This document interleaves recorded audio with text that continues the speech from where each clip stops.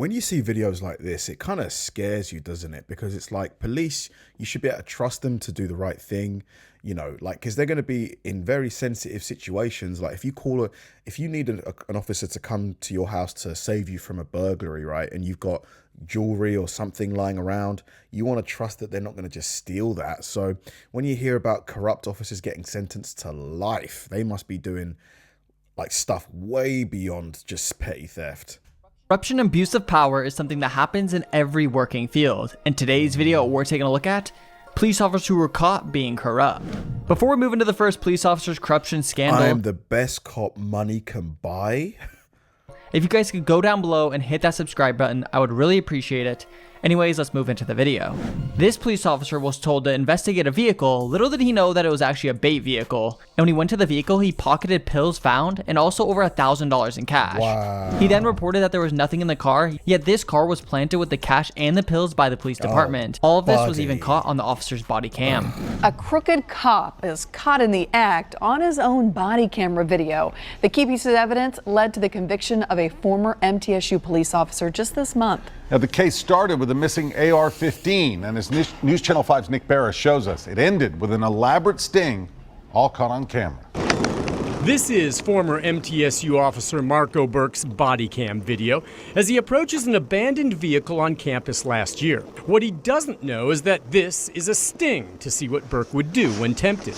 What really is called an integrity test. Chief Buddy Peaster suspected that Burke had stolen an AR-15 from an MTSU police locker, but he couldn't prove it. So Murfreesboro police set a bait car on campus along with some hidden cameras. Officer Burke was sent alone to investigate the abandoned vehicle. Watch as he zeroes in on a bottle of pills, which he pockets. Then Burke also grabs $1,100 cash and another bottle of pills. Moments later, he reports nothing unusual to dispatch. What an idiot. What an idiot. He didn't suspect something was up. There were two officers sentenced to 25 years and 18 years in prison. This was the biggest corruption scandal in Baltimore police history. The leader of the corrupt task force was sentenced to 25 years and another was sentenced for 18.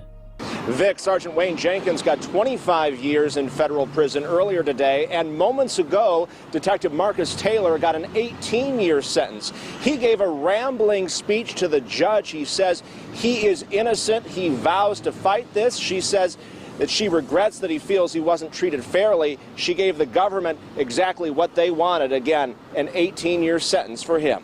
Judge sentenced Sergeant Wayne Jenkins to 25 years in federal prison. You have a gun and cocaine, probably I would say 2 1/4 just by looking at it. The former head of the corrupt Baltimore Police Gun Trace Task Force wept and apologized for crimes that prosecutors say included at least 10 armed robberies, planting evidence, falsifying overtime, and selling $1 million worth of drugs, including prescriptions looted from pharmacies after Freddie Gray's death. Oh, two police officers were God. So this guy was a legit kingpin. This guy was a proper, like a gangster. Armed robberies? What the hell? arrested for public corruption charges. From my understanding, what these officers were doing was stealing the taxpayers' money. They would arrive late and leave early, but they logged their hours completely different and take advantage of overtime pay. This is stealing the taxpayers' money. Supposedly, they've made over $120,000 doing this. Wow. Federal prosecutors say it was a years-long scheme to fraudulently obtain overtime money. Money they say was federal funding to support highway safety programs like sobriety checkpoints. Former Lieutenant Daniel Griffin and former Sergeant William Robertson allegedly arrived late to their shifts and left early and falsified records. To create the impression that they were working the entire overtime shift, Griffin and Robertson ensured that their co-conspirators all entered the same false number of hours worked into the system and entered false citation times to make it look like they were working the full 4-hour overtime shift. Wow, so they would make up fake citations. So they would like issue fake tickets and stuff. Unreal.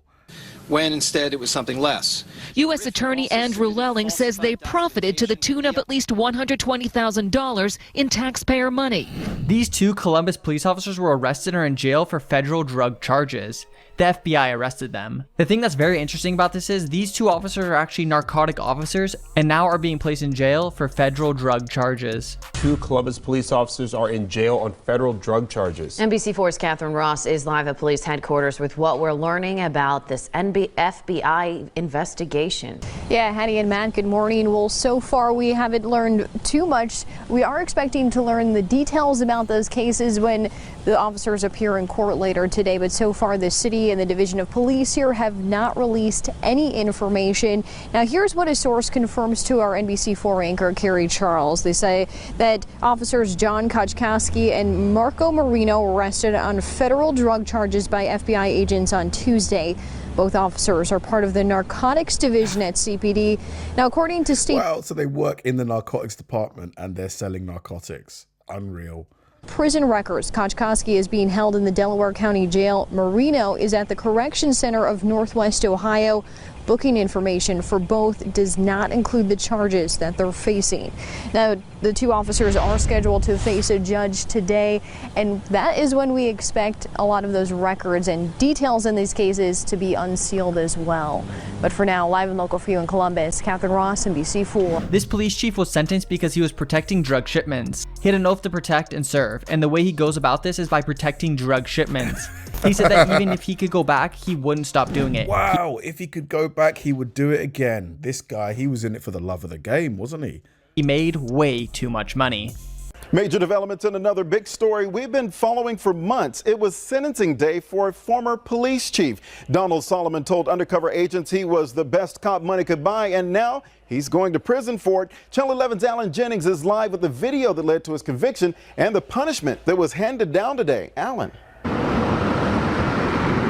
Got slammed, Vince. 11 years, 3 months. Stood before the judge and apologized to his children, the FBI, law enforcement in general, for violating his personal and public trust. The former East Washington police chief left the courthouse. His public defender attorney told him not to talk to me. Public defender, so he didn't even have the money to pay for, a really, really good lawyer. Where did all the money go then?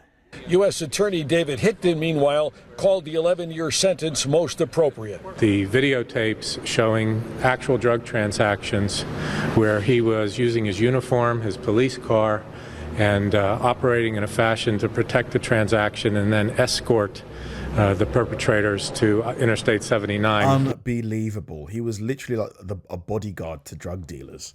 Was beyond chilling. Here's that FBI surveillance video of then Police Chief Don Solomon meeting with who Solomon thought were drug dealers. They were actually FBI agents and FBI informants. Wow. Purchased law enforcement tasers for a purported drug dealer to use those tasers in collection activities were shocking, to say the least. During a year-long investigation, secretly shot FBI video also captured Solomon delivering his intentions to make thousands of dollars protecting cocaine dealers.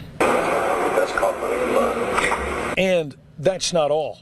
There was another line that captured some attention where he was asked if he wanted to continue in this type of behavior, and he said, hell yeah. Hell yeah. This guy's not learned his lesson at all. Solomon took about $7,800 to protect the alleged drug dealers. He'll be sentenced to federal prison. He's going to be allowed to self-report, and he asked the court if he could take part in prison ministry when he gets there. When he gets out of prison, he'll be nearly 70 years old. Live on Grand Street, Alan Jennings, Channel 11 News. Is that all he made? $7,800? He's going down for 11 years for $7,000. Ugh.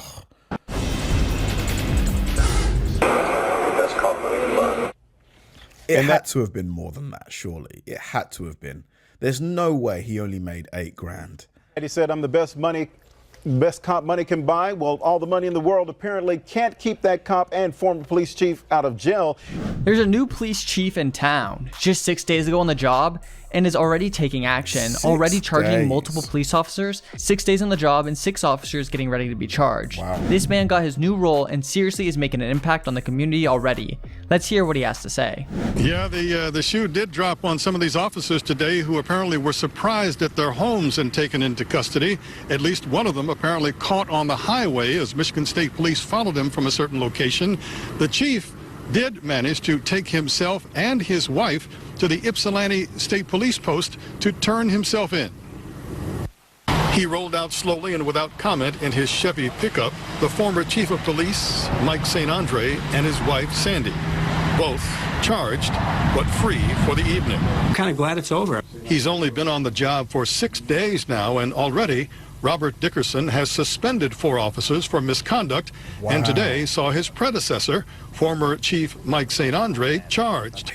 Wow, so there's a lot of dodgy cops, a lot.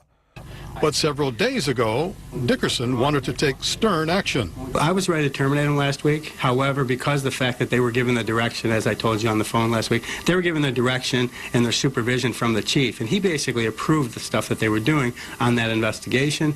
Action News has learned that 4 of the 6 officers charged today are the same 4 members of the Romulus Police Special Investigations Unit who were suspended without pay for 30 days last week. If you guys enjoy... Wow. It's scary because, you know, like, you just wonder whether, like, how many of these cops are there? Like, how many of them are doing this kind of stuff? Like, is it a small fraction of them? Is it a big fraction of them? Are there people in prison who shouldn't be there because they were doing favors to other people, or they'd been paid to put the person in prison? It definitely gives me a lot of food for thought because, you know, you want to be able to trust cops. You want to be able to trust the police to do the right thing in all circumstances, but evidently they don't. Thanks for watching, guys. If you enjoyed the video, please like and subscribe, and check out the video I'm going to link right here. See you there.